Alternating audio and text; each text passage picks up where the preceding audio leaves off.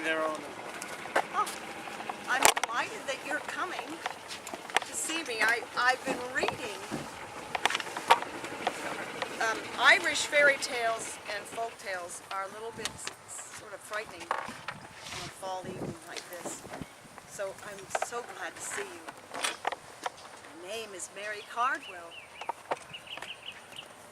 I was born in Kentucky in 1853. But when I was 3 years old, I moved to New Albany with my family. Oh, New Albany was a wonderful place in which to grow up because we had fields everywhere. Right around here we ran and played. Although I will say my growing up was marred somewhat by a subject that came up quite a bit. It came up in my home nearly every day, and in other people's homes. All of my friends' families could speak of nothing but this. It was the war between the states, the Civil War. Many men had left to serve in the war on either side, and there was much talk, a lot of disagreement. Oh, how my childhood was different than it might have been had that war not gone on. But it was all right. In a way, we found out that women could do so much because everything the men left us to do, well, it fell to the women. And so women took care of the farms, and women took care of the businesses here in New Albany. Why, we had to take care of everything. For my part, when I was 14 in 1868, I earned my teaching certificate. I became a teacher in New Albany, which I did for many years. But that wasn't all I did. I was very busy enjoying writing, genealogy. I loved such things. So I became very active.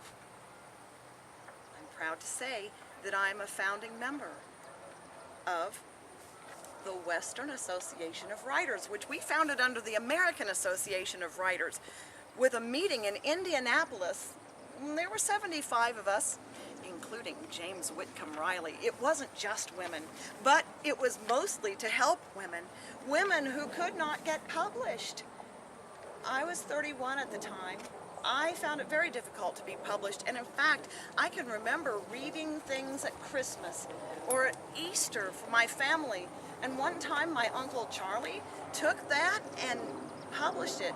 He thought it was wonderful, which I thought so too, but he published it in the local paper with his name on it. Because it was hard to be published if you were a woman at that time.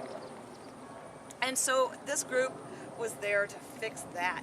We worked with copyright law too, because we were very interested in this sort of innocent piracy and making change. I didn't just keep myself busy going to Indianapolis once a year for a writers' meeting. I was a founding member of the Piankashaw chapter of the National Society of the Daughters of the American Revolution. This group is still in existence today, and I am proud to have served as its first regent. Taking a leadership position was something I was pretty used to. I was chair of the New Albany Women's Centennial Auxiliary. We had to come up with ways to make New Albany beautiful for our 100th birthday. And this, I was pleased to do. I'm so proud of the lights that we had. They were electric, and they lighted up New Albany on Market as it had never been lighted before. Oh, we were so happy to do these things. But I have to say, doing this job, this committee, this task, made us very keenly aware that there was more to be done for the rights of women. For you see, we couldn't speak and publish in public. We couldn't give a speech. We couldn't conduct a forum. we couldn't do anything like that, but much less something like be a lawyer or serve in public office. It was something no one ever did. So we formed the New Albany Women's Club back in the late 1800s. We did this so that we could speak. It was illegal for us to speak, you see, but we could do it in each other's drawing rooms. And this we did. We came up with a topic for the year, and every month we met, and we were assigned a topic. We would give a speech. We would field questions at the end, and oh, one other thing, very important, our peers would judge. They would grade our performance, and they would tell us how well we did. They would say things that we did well, and they would tell us things on which we could improve, and it helped us. We became quite good at public speaking. This club later became known as Amaranth. Amaranth is still in existence today and has so many members in it. We had to make another club, Coterie, and Coterie became so membrous. We had many people, and we have fortnightly 3 women's clubs that now women can speak at home and practice, and still exist now in the 1930s. That's a good thing.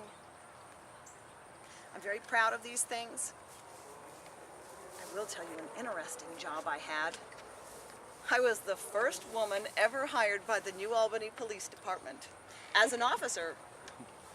I was retired by then from school teaching, and I would serve as the attendance officer. The attendance officer is what we now call the truant officer. And I did this for 15 years. And I did it for no pay for 15 years. So clearly things have needed to be done and continue to need to be done. My proudest achievement ever, because I was very interested in women's issues, right? I think you can tell that. I was very interested in women's suffrage. My proudest moment was going to Indianapolis in 1917. I went as a delegate for the Constitutional Convention that year. I could go and I could listen and I could write things down and make note, and I could prepare, because the next year I went again. In September of 1918, I went to the convention as a delegate again, and this time I voted. These are wonderful changes that happened that were improving the lives of women all the time. I was proud to do them, glad to be a part of them, and yet I had other interests as well. I still like writing. I've always loved writing. And I wrote for the Indianapolis News and the Louisville Courier-Journal. I wrote for the Ladies' Home Journal. They asked me to write a story. And I wrote for Sherlockiana. I wrote for the Criterion, which was a Catholic, it still exists. It's a Catholic publication.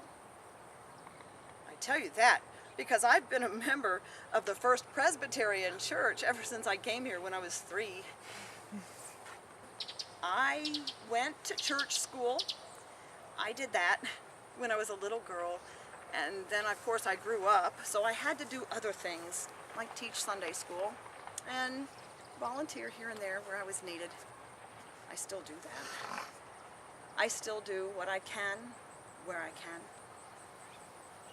But now I'm in my 80th decade, so I cannot just do everything. It's time for me to turn these things over to all of you. You who follow now, you come and you can take the things we began with nobility and make them even better and make New Albany a wonderful place in which to live. So I want to thank you in advance for this, all these things that you're going to do. But I think for now, I'm going to sit down again because I'm tired in my 80th decade and I need to rest, and I think I'll read a little more scary stuff about the Irish folklore.